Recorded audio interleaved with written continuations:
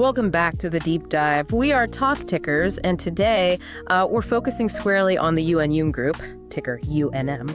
We're digging into their third quarter 2025 earnings call, which happened pre-market back on November 4th. Yeah, and this is one of those calls where the headline numbers didn't really tell the whole story. Not at all.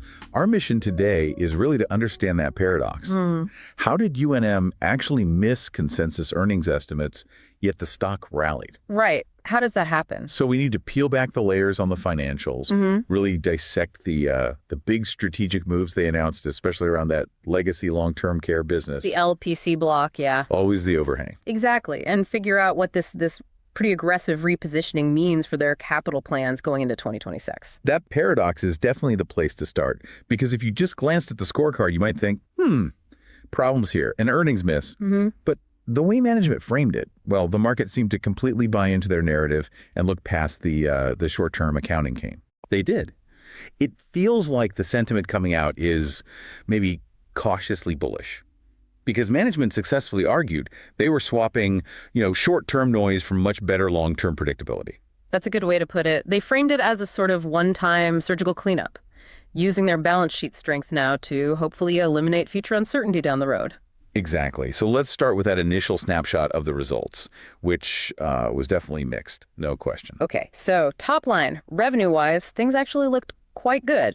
Total revenue hit $3.38 billion. That's up a solid 5.0% year over year. And it beat the consensus, right? Yeah, comfortably beat the street's estimate of about $3.31 billion. So, good momentum there on the top line. Always nice to see. But then, like you said, the bottom line, that's where the immediate concern popped up. The non-GAAP adjusted operating EPS came in at $2.09. And that missed. It did. Missed consensus by about 6 cents. That's, what, a 2.8% miss? For a company like UNUM that usually executes pretty tightly, that's noticeable. And then, okay, the GAAP numbers. If you didn't listen to the call or read the details, these numbers were, frankly, kind of terrifying. GAAP earnings per share just cratered to $0.23. That's down from $3.46 a year ago. Yeah, I mean, that kind of drop usually signals a major crisis, right? But the market barely blinked. So why? Why no panic? Because the underlying core operational metrics, they were signaling real strength and stability.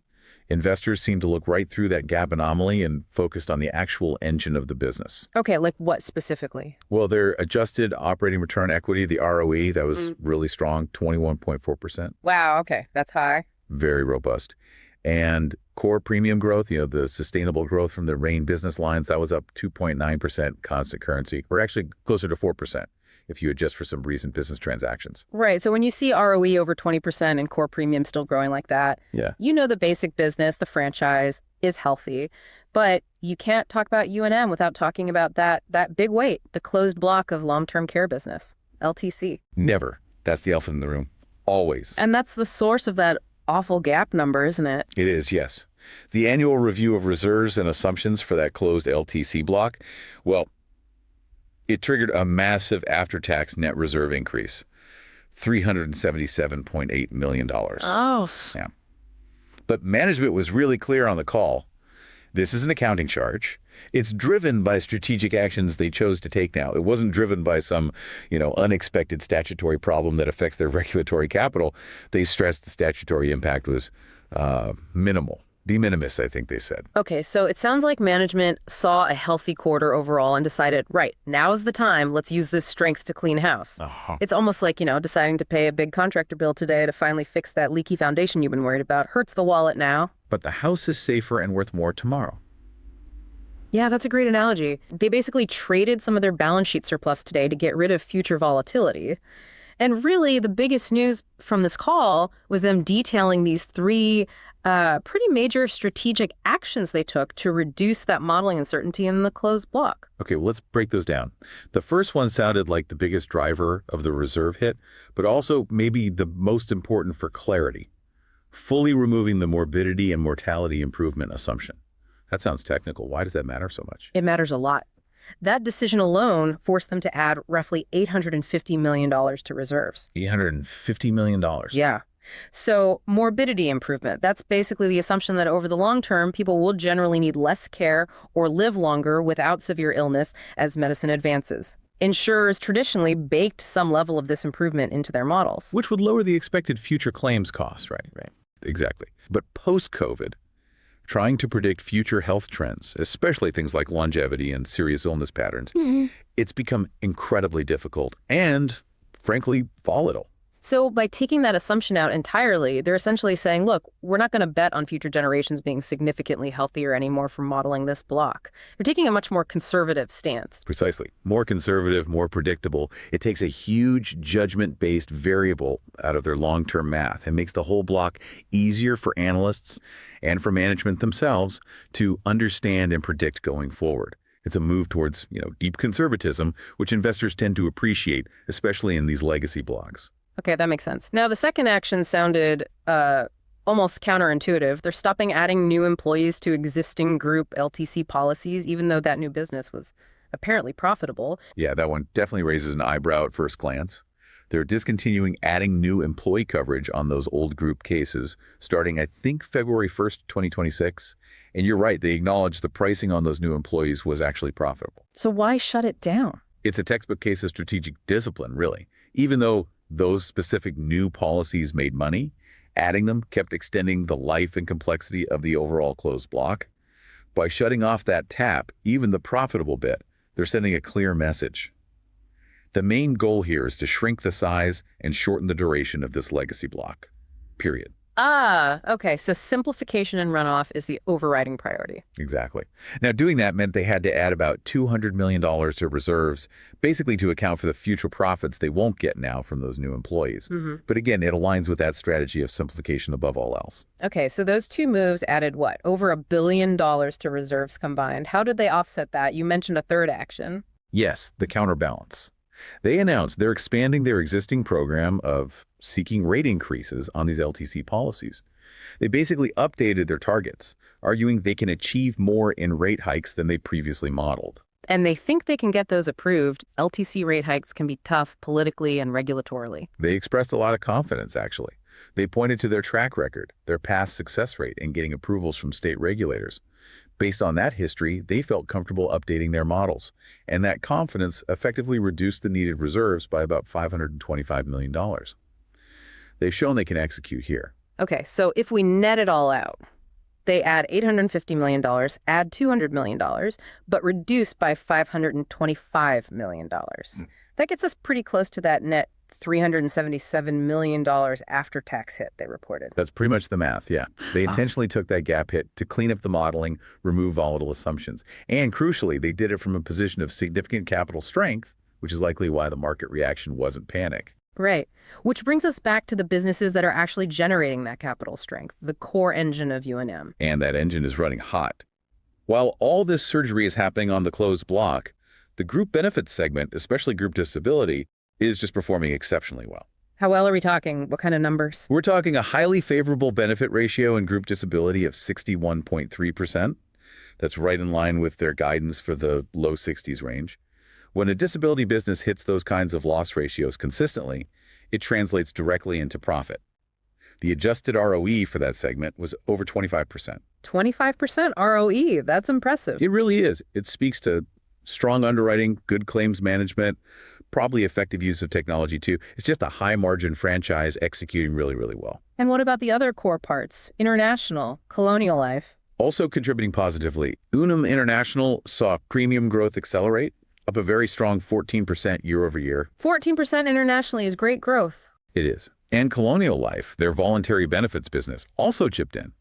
Adjusted operating income there was up about 2.8% year over year. That was helped by solid premium growth of 3.3% and, importantly, better persistency, meaning more customers are sticking with them. That persistency number ticked up to 78.7%. Good sign. Sticky customers. Yeah, it suggests satisfaction and a solid book of business. So you see the pattern. The core segments are delivering exactly the kind of predictable, growing profits you need if you're going to fund a major cleanup of a legacy issue. Okay, so we've got the cleanup costs covered. We understand the source of the funding, that strong core performance. Let's put this into the investor context now. We should acknowledge, though, that this cleanup isn't entirely free, right? there are some future earnings impacts to consider. That's a fair point, and management was upfront about it. There are some near-term headwinds. For instance, the roughly $0.10 per share earnings impact they saw in Q3 that was partly from lower income on alternative investments, but also from these assumption updates starting to bite. They expect a similar drag in Q4. Okay, so another 10-cent headwind expected next quarter. Roughly, yes. And there's also the change in the underlying economics of the closed block itself now. Remember, we talked about the reserve changes. That also shifted something called the net premium ratio, or NPR, for the closed block. Right. The NPR went from 94.9% up to 97.6%. Can you just quickly remind us what that means? Sure. The NPR is basically the percentage of premiums they expect to eventually pay out in claims over the life of those policies.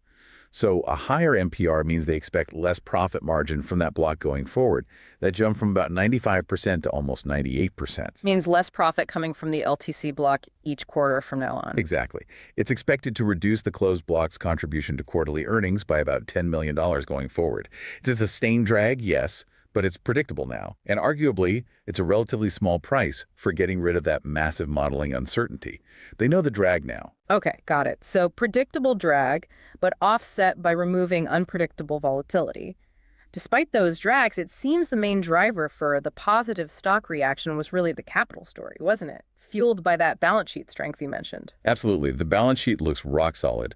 Their key regulatory capital measure, the weighted average risk-based capital, or RBC ratio, is very high, approximately 455%. Way above regulatory minimums. Way above. And liquidity at the holding company level is also strong, around $2.2 billion.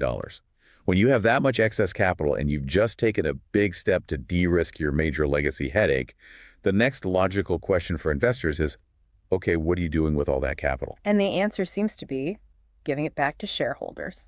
Aggressively. Very aggressively. They've already returned nearly $1 billion just through the first 3 quarters of this year. Mostly buybacks, I assume. Buybacks and dividends, yeah.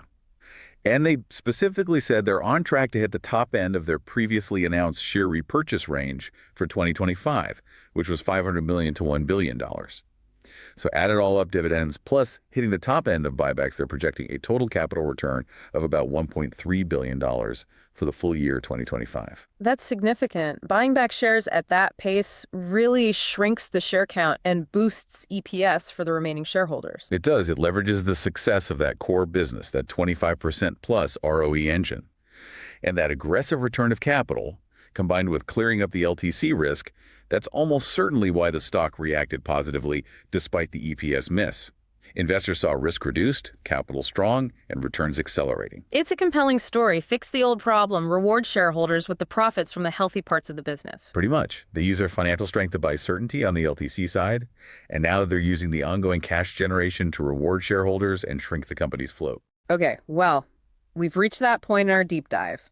We have to give our standard disclosure. Nothing we discuss here constitutes financial advice. We are not investment advisors. This is not a recommendation to buy or sell anything. Absolutely not. This next bit is purely for educational and entertainment purposes. We're outlining a plausible trade idea based only on the analysis of this earnings call.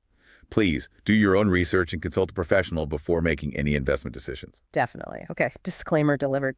So what's the trade thesis here, building on everything we've discussed? The thesis really centers on valuation or potential revaluation. The argument is the LTC book is now demonstrably cleaner. It's less volatile, right? We established that. Agreed. The big uncertainty was tackled head on. Meanwhile, the capital generated by that core business, especially group disability with its 25% plus ROE, is strong and being returned very aggressively through buybacks. Okay. Now, historically, insurance companies with big legacy LTC blocks, they tend to trade at a discount compared to peers without that overhang because of the uncertainty. Makes sense. Risk equals discount. Right.